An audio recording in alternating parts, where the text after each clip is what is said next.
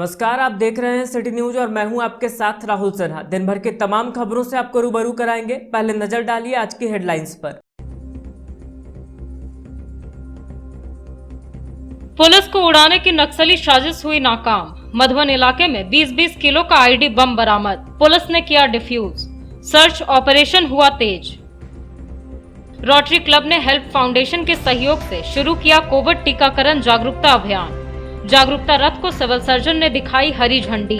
विभिन्न स्थानों पर रथ पहुंचकर सांस्कृतिक माध्यमों से लोगों को करेगा जागरूक। बीमा कर्मचारी संघ ने मनाया संघ का 71वां स्थापना दिवस। संघ के महत्ती कार्यों पर हुई चर्चा। LIC के निजीकरण का किया गया विरोध। और लायंस क्लब की सभी इकाइयों ने किया पौधारोपण। सुभाष पब्लिक स्कूल और स्कॉलर बीएड में क्लब सदस्यों ने लगाए फलदार और औषधीय पौधे। वन डिस्ट्रिक्ट वन एक्टिविटी के तहत हुआ कार्यक्रम।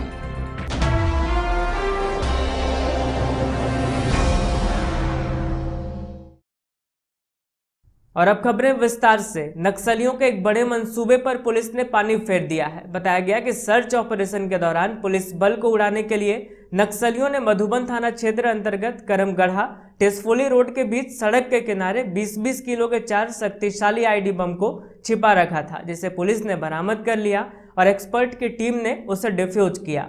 पुलिस बल को उड़ाने की नक्सलियों की एक बड़ी साजिश फिर पुलिस ने नाकाम कर दी है। सर्च ऑपरेशन के दौरान नक्सलियों के द्वारा सड़क के किनारे छिपा कर रखा गया 20-20 केजी का 4 शक्तिशाली आईडी बम बरामद कर उसे डिफ्यूज कर दिया गया। बताया गया कि पीरटाट क्षेत्र में नक्सलियों ने सर्च ऑपरेशन के लिए निकले पुलिस बल के जवानों को उड़ाने के उद्देश्य से मधुबन थाना क्षेत्र अंतर्गत करमगढ़ा टेसफोली रोड में बीच सड़क के किनारे 20-20 केजी का शक्तिशाली आईडी बम छिपा कर रखा था। पुलिस ने आईडी को पहले बरामद किया, बाद में एक्सपर्ट की टीम ने आईडी को डिफ्यूज कर दिया। घटना के बाद इलाके में नक्सलियों के खिलाफ सर्च ऑपरेशन को और तेज कर दिया गया है। बता दें कि 2 दिन पूर्व भी पीरटाट क्षेत्र में ही 10 केजी का आईडी बम बरामद किया गया था।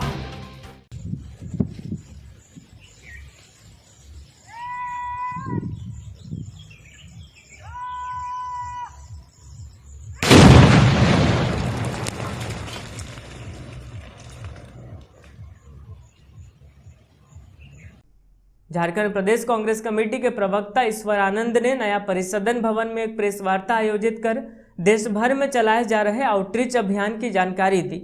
इस दौरान बताया गया कि इस अभियान के तहत कोरोना पीड़ित परिवारों को सरकारी सहायता उपलब्ध कराने को लेकर कांग्रेस कार्यकर्ता लोगों के घर घर जाकर कोरोना से हुए नुकसान का आंकड़ा इकट्ठा करेंगे। नया परिसदन भवन में गुरुवार को झारखंड प्रदेश कांग्रेस कमेटी के प्रवक्ता ईश्वर आनंद ने एक प्रेस वार्ता की और देश भर में चलाए जा रहे आउटरीच अभियान की जानकारी दी।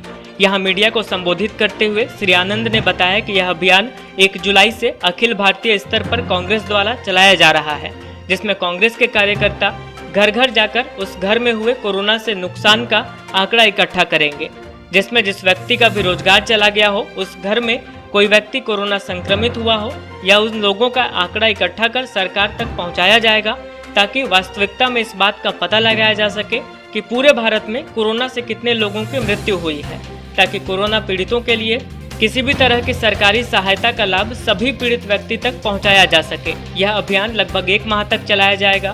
इस प्रेस वार्ता में मुख्य रूप से जिलाध्यक्ष नरेश वर्मा, प्रदेश कांग्रेस के सतीश केडिया, आलमगीर आलम, सद्दाम हुसैन, कैसर तौहीद, तनवीर हयात, प्रोफेसर मुकेश साहा, महमूद अली खान सहित कई कांग्रेसी मौजूद थे।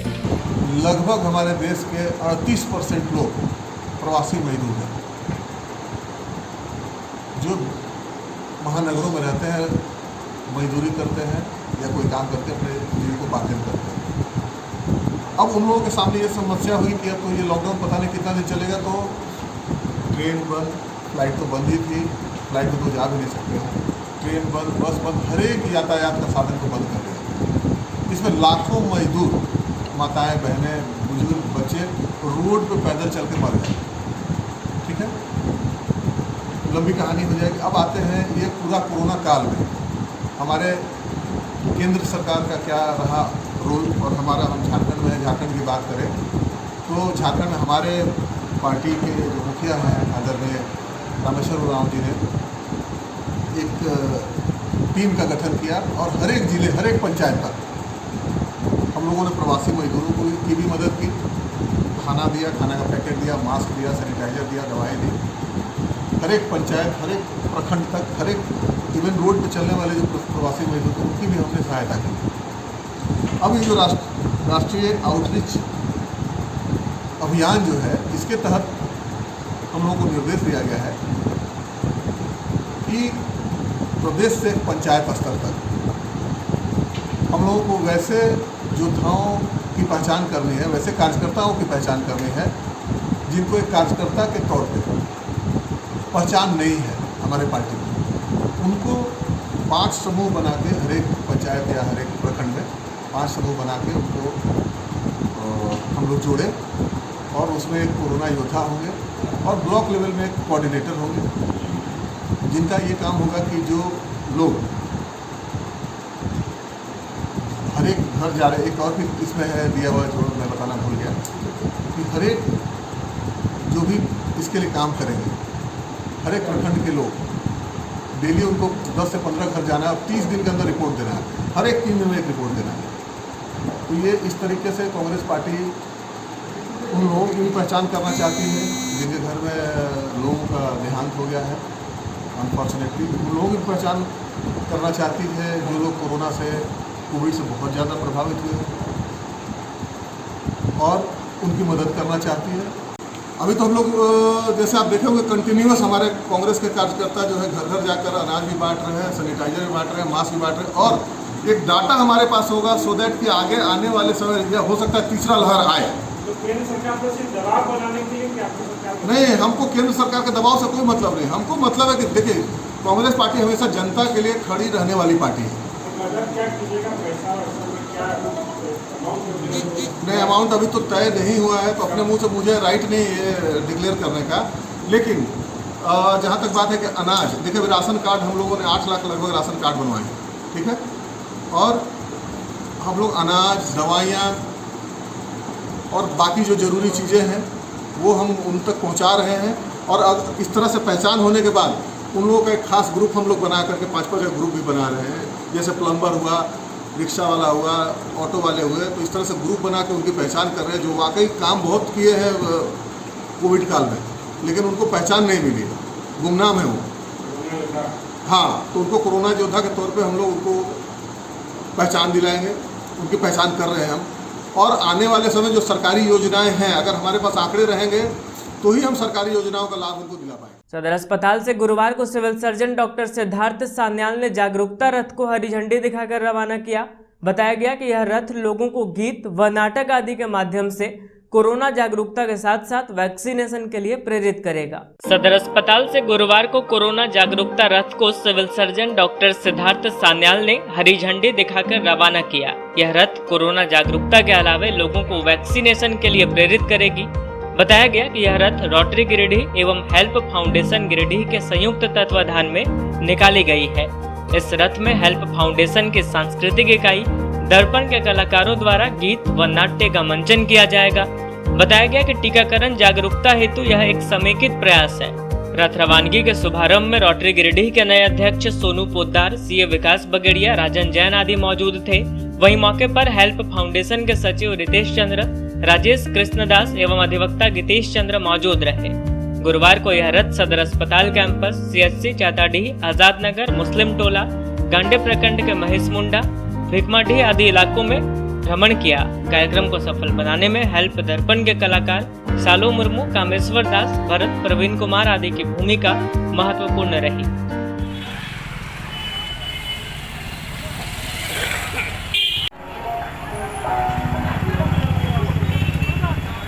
गिरिडीह एवं हेल्थ फाउंडेशन की ओर से तमाम गिरिडीह आग्रह, अफवाहों पर न जाएं, खुद सभी मिल प्रोटोकॉल के सुरक्षा चक्र को रामबाण बना खुद भी बचें और औरों को भी कारगर और सुरक्षित है। अतः अफवाहों से बचते हुए कोविड टीकाकरण जरूर करवाएं।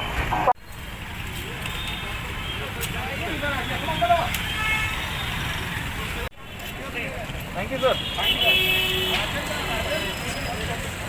मास्क और 2 गज की दूरी के साथ टीकाकरण है जरूरी। Lions club of Giridih elite के द्वारा वन डिस्ट्रिक्ट वन एक्टिविटी के तहत कोल्डिहा स्थित सुभाष बीएड कॉलेज में पौधारोपण किया गया।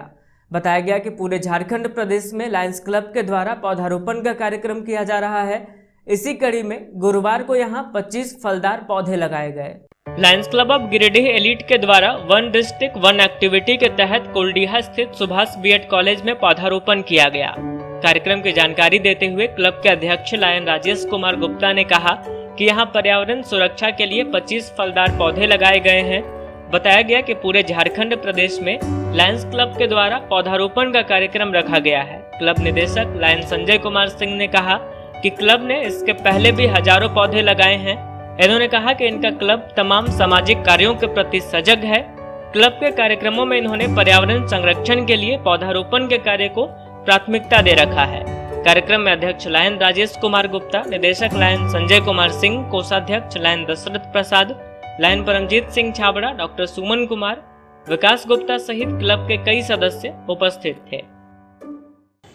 Lions club of Giridih elite की तरफ से सुभाष टीचर्स ट्रेनिंग कॉलेज के प्रांगण में हमारे नए district governor lion Siddharth Majumdar के आह्वान पर झारखंड के डिस्ट्रिक्ट 322 के सारे क्लबों में वृक्षारोपण का कार्यक्रम किया गया, जिसके तहत हमारे क्लब ने भी सुभाष टीचर्स ट्रेनिंग कॉलेज के प्रांगण में 50 फलदार वृक्षों का वृक्षारोपण किया गया एवं आगे भी पर्यावरण के लिए हम लोगों का लक्ष्य है कि हमेशा ये कार्यक्रम को चलाते रहें। 1 तारीख को Lions club of Giridih elite के द्वारा सुभाष पब्लिक स्कूल में वृक्षारोपण का कार्यक्रम किया गया। वन एक्टिविटी वन के तहत में ये कार्यक्रम को करवाया गया। हमारे क्लब के सारे लोग, परमजीत सिंह छाबड़ा जो हमारे चार्टर्ड मेंबर हैं, राजेश गुप्ता जो president Lions club of Giridih elite के हैं, और डॉक्टर सुमन, धर्म प्रकाश, दशरथ प्रसाद, विकास, और इन लोग के सहयोग से आज यहाँ वृक्षारोपण किया गया। आज सुभाष ट्रेनिंग स्कूल के प्रांगण में Lions club of Giridih elite के तहत डॉक्टर्स डे के शुभ अवसर पर और हमारे district governors lion Siddharth Majumdar के आह्वान पर आज मेगा ट्री प्लांटेशन कार्यक्रम के तहत इस प्रांगण में हमारे लायन साथियों के सहयोग से यहाँ पे फलदार वृक्षारोपण का कार्यक्रम किया गया। गिरिडीह बेंगाबाद रोड स्थित स्कॉलर बीएड कॉलेज के प्रांगण में बुधवार को लायंस क्लब के जोन चेयरमैन के नेतृत्व में वृहद पौधारोपण कार्यक्रम किया गया। इस दौरान क्लब के पदाधिकारियों ने कई फलदार और औषधीय पौधे लगाए। गिरिडीह बेंगाबाद रोड में स्कॉलर बीएड कॉलेज के प्रांगण में बुधवार को लायंस क्लब के जोन चेयरमैन सीए विकास खेतान के नेतृत्व में वृहद पौधारोपण कार्यक्रम किया गया। गिरिडीह कॉलेज के समीप हुए इस कार्यक्रम में Lions club of Giridih town, Lions club of Giridih जागृति एवं Lions club of Bengabad roaring ने सदस्यों ने संयुक्त रूप से भाग लिया। कार्यक्रम में तीनों क्लब के अध्यक्ष प्रवीण बगेरिया, वनिता साव एवं तरुण के अलावे क्लब डायरेक्टर, क्लब सचिव एवं अन्य पदाधिकारी आदि ने दर्जनों फलदार और औषधीय पौधे लगाए। कार्यक्रम में मुख्य रूप से लायन अमरजीत सिंह सलूजा, निर्मल कुमार, दिनेश खेतान, संजय भदौलिया, रतन गुप्ता, अनिता गुप्ता, साहिल कुमार, राहुल गुप्ता, सुनील केडिया, ध्रुव संथालिया, सुषमा गुप्ता, संगीता देवी, तरुण राय आदि मौजूद रहे।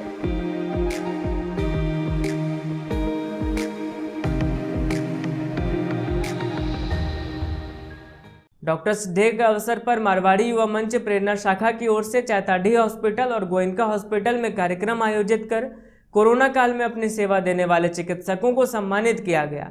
इस दौरान डॉक्टरों को शाखा की ओर से मोमेंटो, शॉल और पुष्प गुच्छ देकर उनके प्रति आभार व्यक्त किया गया। मारवाड़ी युवा मंच प्रेरणा शाखा की ओर से गुरुवार को डॉक्टर्स डे पर चैताडीह हॉस्पिटल और गोयनका हॉस्पिटल में चिकित्सकों को सम्मानित किया गया। बताया गया कि कोरोना काल में महामारी के दौरान जान जोखिम में डालकर जिन डॉक्टरों ने सेवा दी, उन डॉक्टरों को शाखा की ओर से मोमेंटो, शॉल और पुष्प गुच्छ देकर सम्मानित किया जा रहा है और उनके प्रति कृतज्ञता जताई जा रही है। मौके पर उपस्थित चिकित्सक डॉक्टर मेघा शर्मा, अदिति रजगड़िया और डॉक्टर अनामिका वर्मा सम्मान पाकर बेहद खुश दिखी। चिकित्सकों ने क्लब के इस प्रयास की सराहना की और सभी के प्रति आभार प्रकट किया। इस कार्यक्रम को सफल बनाने में अध्यक्ष आशा खंडेलवाल, सचिव अर्चना केडिया, कोषाध्यक्ष रिया शर्मा और प्रेरणा शाखा की कई अन्य सदस्य लगी हुई थी। बहुत अच्छा लगा एक्चुअली। ऐसे लोगों का सपोर्ट मिलेगा तो और अच्छा लगेगा। एक बहुत सारे पेशेंट्स ऐसे होते हैं बहुत रूड बिहेव करते हैं। अभी कोरोना के टाइम पे बहुत डॉक्टर्स के साथ बहुत ही गलत हुआ है। आई होप कि सब लोग इस बात को समझें कि हम कितना उनके लिए करते हैं, वो भी हमारा सपोर्ट करें, बस यही चाहते हैं और क्या। Firstly, I would like to thanks Marwari Yuva Manch Samiti for appreciating all our work, and I hope I continue to work for the society. Thanks a lot. Marwari युवा मंच प्रेरणा शाखा गिरिडीह की ओर से डॉक्टर्स डे पे आज डॉक्टर्स को सम्मानित किया गया है। इन्होंने कोरोना महामारी के दौरान अच्छी सेवाएं दी। इसी कार्यकाल को देखते हुए इनको सम्मान दिया। चार्टर्ड अकाउंटेंट दिवस पर चार्टर्ड अकाउंटेंट एसोसिएशन ने पचम्बा गोपाल गौशाला में वृहद पौधारोपण का कार्यक्रम आयोजित किया। मौके पर एसोसिएशन की ओर से वहां उपस्थित गौपालकों को वस्त्र आदि देकर सम्मानित भी किया गया। चार्टर्ड अकाउंटेंट दिवस पर गुरुवार को गिरिडीह चार्टर्ड अकाउंटेंट एसोसिएशन ने पचम्बा गिरिडीह गोपाल गौशाला में वृहद पौधारोपण कार्यक्रम का आयोजन किया। साथ ही साथ यहां पर उपस्थित सभी गौपालकों को वस्त्र आदि देकर सम्मानित किया।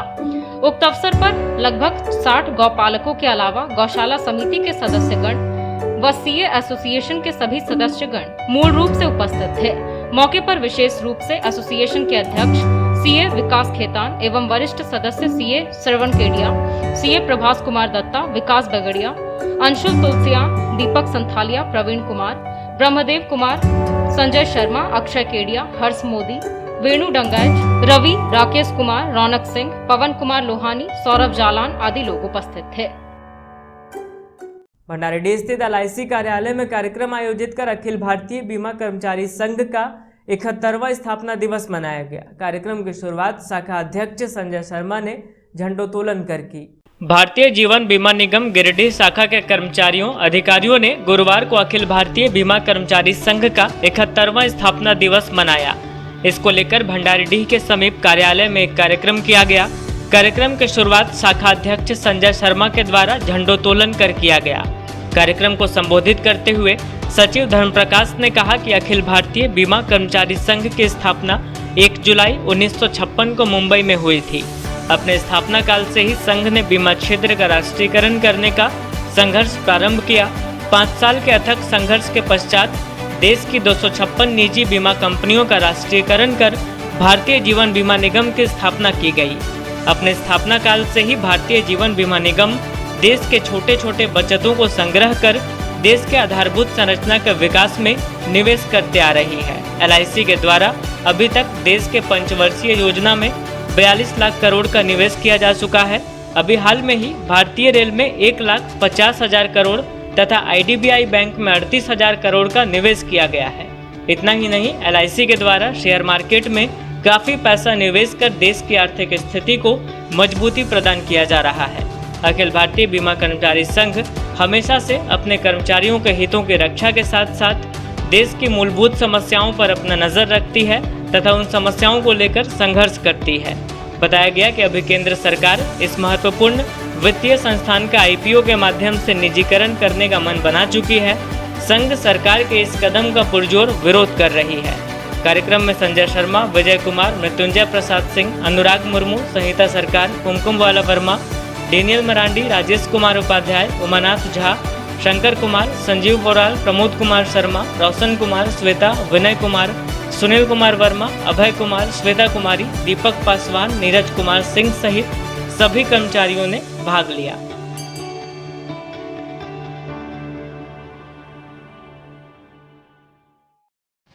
आज बीमा कर्मचारी संघ हजारीबाग मंडल गिरिडीह शाखा कार्यालय के द्वारा अखिल भारतीय बीमा कर्मचारी संघ के 71वां स्थापना दिवस मनाया जा रहा है।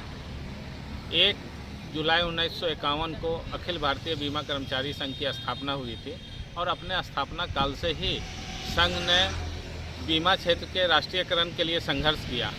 5 साल के अथक संघर्ष के पश्चात 256 निजी बीमा कंपनियों को मिलाकर भारतीय जीवन बीमा निगम की स्थापना की गई। भारतीय जीवन बीमा निगम अपने स्थापना काल से ही देश के इंफ्रास्ट्रक्चर डेवलपमेंट में अपना अहम योगदान देते आ रही है। LIC का अभी तक पंचवर्षीय योजना में 42 लाख करोड़ का निवेश हो चुका है। इसके साथ साथ रेलवे में 1,50,000 करोड़, IDBI बैंक में 38,000 करोड़ का निवेश किया गया है। इतना ही नहीं, भारतीय शेयर बाजार में जो LIC का योगदान है वो बहुत ही अहम है और इन तमाम कार्यों के द्वारा LIC इस देश को आर्थिक मजबूती प्रदान करते हुए आ रही है। आज हम लोग केंद्र सरकार के द्वारा प्रस्तावित IPO के माध्यम से LIC का जो निजीकरण करने का निर्णय लिया है उसका हम विरोध कर रहे हैं, क्योंकि LIC भारत देश का एक आर्थिक रीढ़ है और देश को आर्थिक मजबूती प्रदान करता है। ऐसे में ऐसे उत्कृष्ट वित्तीय संस्था का अगर निजीकरण किया जाता है तो निश्चित रूप से यह देश के लिए घातक है। इसलिए हम लोग LIC के IPO का विरोध करते हैं। साथ ही साथ आज तमाम कर्मचारियों ने निर्णय लिया है कि अपने कामों से हम अपने निगम को और अधिक मजबूत करेंगे, ताकि LIC जब मजबूती के साथ उभरेगा तो उसका योगदान इस देश में बहुत अहम होगा। आपदा प्रबंधन की एक बैठक के बाद झारखंड में अनलॉक की प्रक्रिया शुरू होते ही बस स्टैंड में बसों का परिचालन शुरू हो गया। बताया गया कि अब सभी दुकानें 4 बजे के बजाय रात 8 बजे तक खुल सकेंगी। वहीं पार्क, रेस्टोरेंट आदि को 50% क्षमता के साथ खोलने का निर्देश दिया गया है। इसके साथ ही अन्य कई चीजों में राहत दी गई है। आपदा प्रबंधन की बैठक के बाद गुरुवार से झारखंड में अनलॉक की प्रक्रिया शुरू हो गई। बस स्टैंड से बसों का परिचालन शुरू हो गया, वहीं पार्क वगैरह भी खुल गए। बताया गया कि गिरिडीह में अब दुकानें 4 बजे के बजाय रात के 8 बजे तक खुलेंगी। पार्क, सिनेमा हॉल, मल्टीप्लेक्स, बार व रेस्टोरेंट भी 50% क्षमता के साथ खुलने की अनुमति दे दी गई है। राज्य के अंदर एक से दूसरे जिलों के लिए बस सेवा शुरू की गई है। परिवहन विभाग द्वारा तय नियम के तहत यात्री बिठाए जा रहे हैं। वहीं दूसरे राज्यों के लिए बसें अभी नहीं चलेंगी। वहीं शादी में अब 11 की जगह अधिकतम 50 लोग शामिल हो सकेंगे। बैंक्वेट हॉल और होटलों में गाइडलाइंस के अनुरूप शादी हो सकेगी। हालांकि शैक्षणिक संस्थान पहले की तरह ही बंद रहेंगे। स्टेडियम, जिम और पार्क खुल गए हैं। बैंक्वेट हॉल और सामुदायिक भवन को भी खोलने की इजाजत दे दी गई है। बताया गया कि 50 से ज्यादा लोगों के एकत्रित होने पर सभी जगहों पर प्रतिबंध रहेगा। निजी वाहन से राज्य के अंदर कहीं भी आने जाने के लिए ई-पास की अनिवार्यता को समाप्त कर दिया गया है। कुल मिलाकर अनलॉक की प्रक्रिया से लोगों ने राहत की सांस ली है। हालांकि अब कोरोना को लेकर भी एहतियात बरते जा रहे हैं।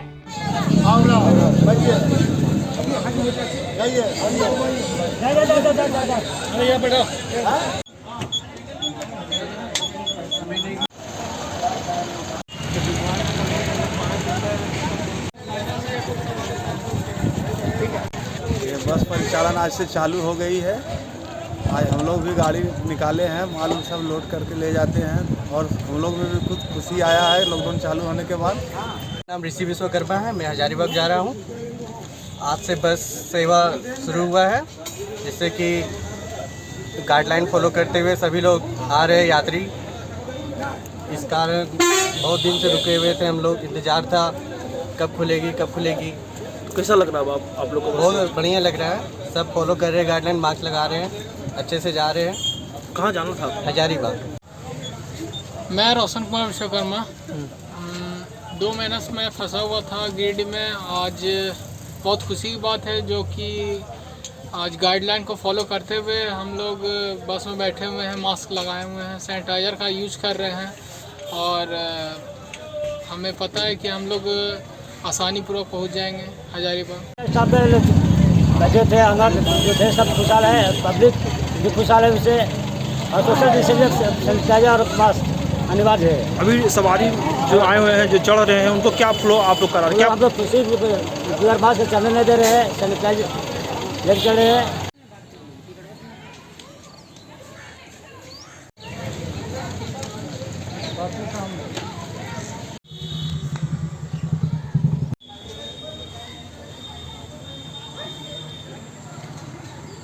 के बाद खुला, बच्चे लोग को बहुत परेशानी हो रहा था, घर में खेलने को नहीं मिल रहा था, स्कूल नहीं जा रहा था। इस वजह से खुल गया तो अब अच्छा है कि बच्चा लोग थोड़ा कम से कम पार्क में भी एंजॉय करेगा। कृति करबला रोड से आज 2 महीनों के बाद ये कोरोना की वजह से जो लॉकडाउन लगा हुआ था, इस वजह से बड़े तो बड़े परेशान थे ही घर में रहने की वजह से। लेकिन आज जैसे पार्क खुला है तो हम लोग ये कोशिश करेंगे कि बच्चे थोड़ा इसका आनंद ले पार्क का। और सरकार का जो गाइडलाइन है कोरोना को लेकर, तो वो भी बना के ही मतलब इसका यूज़ करें। राजा तो एकदम बेवकूफ़ में से 100 बेवकूफ़ है। आ जा, धीरे धीरे आ जा।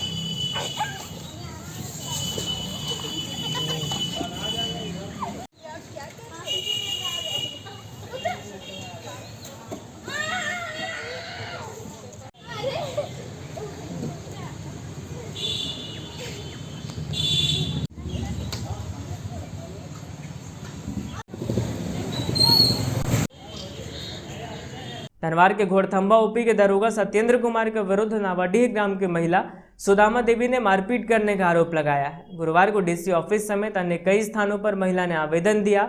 बताया कि जमीन विवाद के मामले को लेकर एक दबंग किस्म के व्यक्ति के इशारे पर दरोगा ने उनके साथ मारपीट की और पुलिस अधीक्षक को दिए गए आवेदन को वापस लेने का दबाव बनाया। धनवार के घोड़थंबा ओपी के दरोगा सत्येंद्र कुमार के विरुद्ध नावाडीह ग्राम की महिला सुदामा देवी ने मारपीट का आरोप लगाते हुए डीसी ऑफिस समेत कई स्थानों पर आवेदन दिया है। इस बाबत गुरुवार को डीसी ऑफिस आई महिला व उसके पुत्र ने बताया कि बीते 27 जून को घोड़थंबा ओपी पुलिस के द्वारा नावाडीह ग्राम की महिला सुदामा देवी व उनके परिजनों को थाना बुलाकर उनके साथ मारपीट व गाली गलौज किया गया। महिला सुदामा देवी ने बताया कि उनके देवर व उनके पुत्र को पीटने के आलोक में 28 जून 2021 को पुलिस अधीक्षक गिरिडीह को दूरभाष पर शिकायत की एवं बाद में लिखित आवेदन भी पुलिस अधीक्षक को समर्पित किया गया है। बताया गया कि आपसी गोतिया से जमीन विवाद को सुलझाने और जमीन के बंटवारे को लेकर उन्हें थाना बुलाया गया था, जिसके बाद गांव के एक दबंग व्यक्ति के इशारे पर दरोगा सत्येंद्र कुमार के द्वारा अभद्र व्यवहार किया गया। फिलहाल महिला एवं उनके परिजनों पर पुलिस अधीक्षक को दिए गए आवेदन को वापस लेने का दबाव बनाया जा रहा है, जिससे बाध्य होकर पीड़ित महिला सुदामा देवी के द्वारा गुरुवार को पुनः पुलिस अधीक्षक को आवेदन देते हुए आवेदन की प्रतिलिपि उपायुक्त गिरिडीह, अनुमंडल पदाधिकारी खोरी महुआ, पुलिस निरीक्षक जमुआ अंचल, पुलिस उप महानिरीक्षक हजारीबाग, महिला आयोग, मुख्यमंत्री झारखंड, प्रधानमंत्री भारत सरकार तथा महामहिम राष्ट्रपति महोदय को भेजा गया है, ताकि इनको जल्द से जल्द न्याय मिल सके। आवेदन देने के लिए आए हैं। जमीन का भाई बोला कि बोल जमीन बंटवारा कर दो, तो उन बोला कि बोल जमीन बंटवारा कर देंगे 8-10 दिन में, तो घर पर नहीं है। तब कल अब श्री राय आ गया कि बोल नहीं बंटवारा कल कर देना, नहीं तो आपको जेल भेज देंगे। कौन है श्री राय? कौन है? बाभन है। आपके कोई लगते हैं क्या? कोई नहीं लगता। तो क्या बोले हो? बोलो जमीन बोल कल बंटवारा कर दे दीजिए, न तो जेल भेजेंगे। तो उसी के बाद में पुलिस आ गया थाना पर, और पुलिस बोला कि बोल घोड़थंबा आइए, वहाँ हम फैसला कर देंगे। तो घोड़थंबा 5 बजे पहुँचे, तो वहाँ बेटा को गाली देने लगे। किनका बेटा को? मेरे बेटा को, संदीप पंडित कुमार को गाली देने लगे। तो कौन गाली देने लगे? थाने पर आए हैं। गाली कौन दे रहे थे? छोटा बाबू सत्येंद्र कुमार। तब क्या हुआ? तब पटक के मारने लगे, बेटा को मारने लगे। उसके बाद में देवर बचाने के लिए गए, तो हम भी उसको भी मारने लगे। तो हम भी गए, तो हमको भी मारने लगे, पकड़ के और पटक दिया, और बोला कि वो सूढ़िया यहाँ से बेलंगा करके आपको भेज देंगे, बेइज्जती करके आप भेज देंगे यहाँ थाना से। यही बोला सत्येंद्र कुमार। मामला यह है कि हम लोग को ज़मीनी मैंने संबंधित बंटवारों को लेकर थाना में बुलाया गया, और थाना में बुलाने के बाद वहाँ श्री राय बैठे थे। उसके बाद श्री राय बोले कि आज बंटवारा करना होगा, अभी करना होगा। हम लोग बोले 8-10 दिन में बंटवारा कर लेंगे, और घर में जाकर हम लोग आपसी बंटवारा मैंने गांव से संबंधित आपसी बंटवारा कर लेंगे। नहीं अभी बांटना होगा, नहीं तो आप लोग को जेल भेज देंगे। वह बोलने लगे। उसके बाद सत्येंद्र कुमार बोल अभी इस पर साइन करो, ये पेपर पर। हम लोग बोले यहाँ नहीं साइन करेंगे, हम लोग गांव में जा कर के आपसी समझौता करके हम लोग वहीं निपटारा कर लेंगे, मुखिया सरपंच लेकर। वो बोले नहीं यहाँ करना होगा, उसके बाद आप लोग को छोड़ेंगे। हम लोग बोले यहाँ नहीं करेंगे। उसी पर आकर के वो हमको मारने लगा, और मारने के बाद हमारा छोटा चाचा बचाने आए, वो भी मैंने उसको भी मारने लगे। उसके बाद हमारा मम्मी आई, उसको भी मैंने मारने लगे और पटक उटक दिए पूरा, और बहुत ख़राब गाली दिए, जिसके मैंने और हम लोग को बहुत से बहुत मारे और भीतर करके अंदर करके थाना में, और मार करके फिर सादा कागज़ पर साइन करवा लिए, और साइन कराने के बाद वह हम लोगों को फिर छोड़ दिए। कौन मारपीट किया? वो सतेंद्र कुमार दरोगा है। हाँ, दरोगा है, वर्तंबा ओपी के दरोगा है। आपका घर कहाँ हुआ? हमारा घर बलारा नावाडी, पोस्ट तारानाखो, थाना धनवार, जिला गिरिडीह का मूल निवासी हूँ। तो ज़मीन विवाद चल रहा था पहले से या फिर ज़बरदस्ती बुलाया गया था? ज़बरदस्ती बुलाया गया था, कोई विवाद नहीं चल रहा था। हम लोग में कोई विवाद नहीं, कोई झगड़ा नहीं, कोई झंझट नहीं। प्रशासन से ये चाहते हैं कि हमारा मैंने उचित कानून कार्रवाई किया जाए, ताकि हम लोग को सुरक्षित बने रह सके। और बेंगाबाद थाना क्षेत्र के बड़कीटांड में सुनीता देवी और उसकी बेटी पूनम देवी के साथ उसके गोतिया लोगों ने मारपीट कर उन्हें घायल कर दिया। घायल को इलाज के लिए सदर अस्पताल लाया गया। घटना को लेकर पीड़ित पक्ष ने थाने में आवेदन दिया, जिसके आधार पर 2 लोगों को गिरफ्तार किया गया है। बेंगाबाद थाना क्षेत्र के बड़कीटांड में सुनीता देवी और उसकी बेटी पूनम देवी के साथ गोतिया लोगों ने मारपीट की, जिसमें दोनों घायल हो गई और दोनों घायलों को 108 एम्बुलेंस से सदर अस्पताल लाया गया। गुरुवार को दोनों का इलाज सदर अस्पताल में चल रहा था। बताया गया कि स्वर्गीय प्रकाश यादव की पत्नी सुनीता देवी का अपने गोतिया से जमीन विवाद चल रहा है। बुधवार शाम को भी जमीन को लेकर इनके गोतिया ने इनके साथ मारपीट की। घटना के दौरान इन्हें बचाने गई इनकी बेटी पूनम देवी भी घायल हो गई, जबकि दामाद डब्लू यादव को भी आंशिक चोटें आई हैं। बताया गया कि इनके जमीन का पहले ही बंटवारा हो चुका है, लेकिन जब से सुनीता देवी के पति प्रकाश यादव की मौत हुई है, तब से ही गोतिया घर के लोग इनकी जमीन को हड़पना चाह रहे हैं। हर बार इसी बात को लेकर विवाद होता है। इन्हें मारने वालों की पहचान रंजीत यादव, अजित यादव, मुकेश यादव, मुन्नी देवी, कमला देवी, पूनम देवी आदि के रूप में की गई है। घटना को लेकर थाने में आवेदन दिया गया, जिसके बाद पुलिस ने 2 लोगों को गिरफ्तार भी किया है। क्या नाम हुआ आपका? नरेश कुमार यादव। ये कौन लगती है आपका? बहन। क्या नाम है? सुनीता देवी। कहाँ रहने वाले हैं? बड़कीटांड। कौन थाना? थाना बेंगाबाद का है। क्या हुआ था? जमीन विवाद में सर झगड़ा लेके इनका जो भैंसुर बेटा है 3 ठो, वही सब मारपीट अगला बार भी किया था, अगर फिर कर दिया। उन लोग को कहना है कि सर वो लेके है ही इसका बेटा, उसको मार देंगे, सारा जमीन मेरा ही हो जाएगा। इसी विवाद में लेके अगला भी बार भी मारा, अब फिर मारपीट कर दिया। हम लोग कमजोर हटा लिया, इसी के कारण हम लोग थाना प्रभारी से मदद मांग रहे हैं सर। कितना जमीन का मामला है? जमीन मेरा बहन का है। उन लोग बोल रहा है कि सारा हम ले लेंगे, तो इसका कुछ भी नहीं देंगे, जो करना है कर लेगा। क्या नाम है उन लोग का? इसका नाम है सर मुकेश यादव, रंजीत यादव और अजीत यादव। उनके पिता का? जो हरील यादव। हरील यादव। और उसका सर एगो है अपना पत्नी है सर, बलगुल रहने वाली है, और उसका दादी है एक, और इसका सतमाई है। वो तीनों मिलकर लेडीज लोग भी मारपीट। मुफस्सिल थाना क्षेत्र के नवासार निवासी सुनील कुमार राय मोटरसाइकिल से डुमरी से वापस लौटने के क्रम में हुए सड़क हादसे में घायल हो गए। घटना के बाद उन्हें इलाज के लिए सदर अस्पताल में भर्ती कराया गया, जहां उनका इलाज चल रहा है। मुफस्सिल थाना क्षेत्र के नवासार के रहने वाले सुनील कुमार राय को सड़क हादसे में घायल होने के बाद गुरुवार को इलाज के लिए सदर अस्पताल लाया गया। एक्सीडेंट में उनके हाथ, पांव और कंधे में चोट आई है। बताया गया कि उनका हाथ, पांव और कंधा फ्रैक्चर हो गया है। बताया गया कि सुनील कुमार राय नवासार से मोटरसाइकिल से डुमरी गए थे। वापस लौटने के क्रम में जोड़ा पहाड़ी के पास इनका एक्सीडेंट हो गया। इनकी मोटरसाइकिल को सामने से आ रही वाहन ने ठोकर मार दी और फरार होने का प्रयास किया। हालांकि पीछे मुफस्सिल पुलिस की पेट्रोलिंग गाड़ी थी, उसने वाहन को पकड़ लिया और घायल को इलाज के लिए 108 एम्बुलेंस से सदर अस्पताल भेजा। पिताजी का? शंकर राय। कहाँ का रहने वाला है? नवासार का। कौन थाना पड़ता है? गिरिडीह का, यहाँ पर रहता हूँ। मुफस्सिल। कहाँ गया हुआ था ये? डुमरी गया था। तो कहाँ एक्सीडेंट हुआ? यहीं क्या बोलते हैं, जोड़ा पहाड़। कहाँ एक्सीडेंट हुआ? जोड़ा पहाड़। क्या चीज़ से था ये? बाइक से था। कौन गाड़ी वाला मारा पता है? बाइक वाला ही मारा। बाइक वाला ही मारा, पकड़ में आ गया। मुफस्सिल थाना। जमुआ थाना क्षेत्र के केंदुआ गांव निवासी सलीम अंसारी और उसकी बेटी के साथ बेटी के ससुराल वालों ने दहेज की मांग को लेकर मारपीट की है। घटना में ज्यादा घायल सलीम को इलाज के लिए सदर अस्पताल में भर्ती कराया गया है। जमुआ थाना क्षेत्र के केंदुआ गांव के रहने वाले सलीम अंसारी के साथ बेटी के ससुराल में मारपीट हुई। घटना में घायल सलीम अंसारी को इलाज के लिए सदर अस्पताल लाया गया है।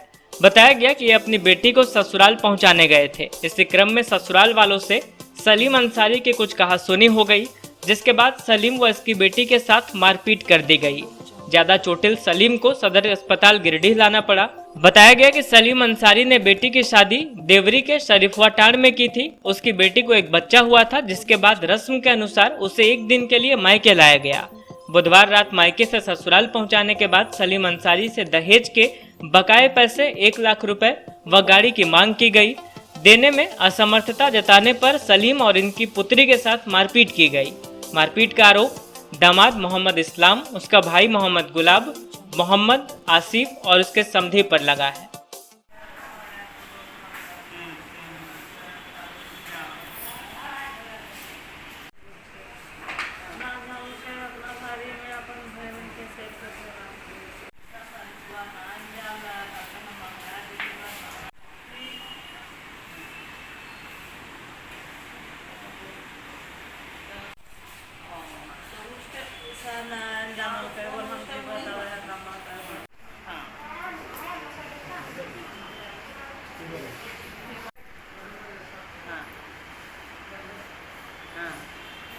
वार्ड नंबर 22 स्थित पेसरा बहियार के कई लोग वार्ड पार्षद प्रतिनिधि अशोक रजक के साथ नगर निगम कार्यालय पहुंचे और आवास योजना का लाभ दिलाए जाने की मांग की। इस दौरान उन्होंने अपनी मांग को लेकर एक ज्ञापन भी सौंपा। वार्ड नंबर 22 स्थित पेसरा बहियार के कई लोग अपने वार्ड पार्षद प्रतिनिधि अशोक रजक के साथ गुरुवार को नगर निगम कार्यालय पहुंचे और आवास योजना का लाभ देने के लिए कार्यालय में ज्ञापन सौंपा। बताया गया कि ये लोग झोपड़ी या खपरेल मकान में रहते हैं और बरसात के मौसम में कितनों का घर और छत गिर चुका है। झुग्गी झोपड़ी में ये लोग जैसे तैसे रहने को विवश हैं। बताया गया कि इन्होंने 1 साल से आवास योजना का फॉर्म भरकर नगर निगम के सुपुर्द किया है, लेकिन कोई कार्रवाई नहीं हो रही है। एक बार फिर तमाम लोगों ने यहां सरकारी आवास मुहैया कराने की मांग की। मौके पर कौशल्या देवी, कविता देवी, लक्ष्मी देवी, चंद्रिका देवी, जितनी देवी, जसवा देवी, सुनीता देवी, संजू देवी, गीता देवी आदि ने अपनी मांगों को यहां पुरजोर ढंग से रखा।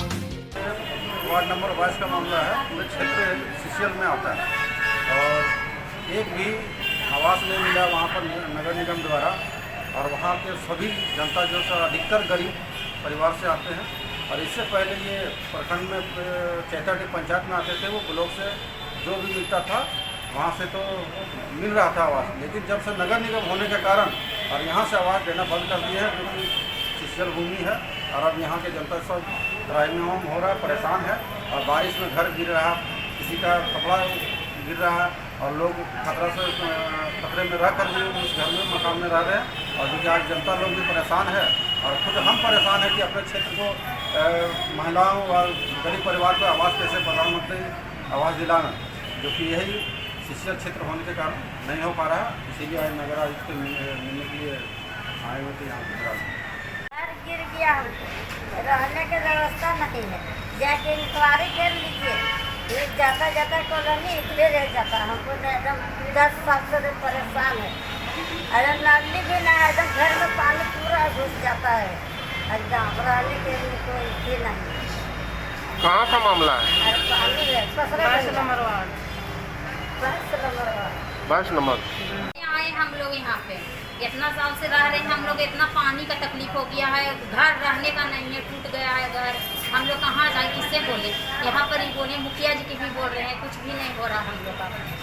10-15 साल हो गया है, घर में खपड़ा का मकान है, बच्चा का मकान है, अभी पानी में गिर गया है घर। हम लोग कहाँ जाए, किससे मदद मांगे? सरकार भी मदद नहीं करता है। अंत में आइए फिर से नजर डालते हैं आज की हेडलाइंस पर। पुलिस को उड़ाने की नक्सली साजिश हुई नाकाम। मधुबन इलाके में 20-20 किलो का आईडी बम बरामद, पुलिस ने किया डिफ्यूज। सर्च ऑपरेशन हुआ तेज। रोटरी क्लब ने हेल्प फाउंडेशन के सहयोग से शुरू किया कोविड टीकाकरण जागरूकता अभियान। जागरूकता रथ को सिविल सर्जन ने दिखाई हरी झंडी। विभिन्न स्थानों पर रथ पहुंचकर सांस्कृतिक माध्यमों से लोगों को करेगा जागरूक। बीमा कर्मचारी संघ ने मनाया संघ का 71वां स्थापना दिवस। संघ के महत्ती कार्यों पर हुई चर्चा। LIC के निजीकरण का किया गया विरोध। और लायंस क्लब की सभी इकाइयों ने किया पौधारोपण। सुभाष पब्लिक स्कूल और स्कॉलर बीएड में क्लब सदस्यों ने लगाए फलदार और औषधीय पौधे। 1 डिस्ट्रिक्ट 1 एक्टिविटी के तहत हुआ कार्यक्रम।